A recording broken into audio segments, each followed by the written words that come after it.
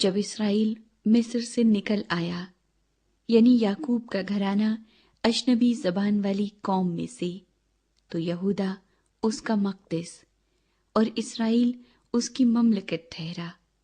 یہ دیکھتے ہی سمندر بھاگا، یردن پیچھے ہٹ گیا، پہاڑ مینڈوں کی طرح اچھلے، پہاڑیاں بھیڑ کے بچوں کی طرح کودیں۔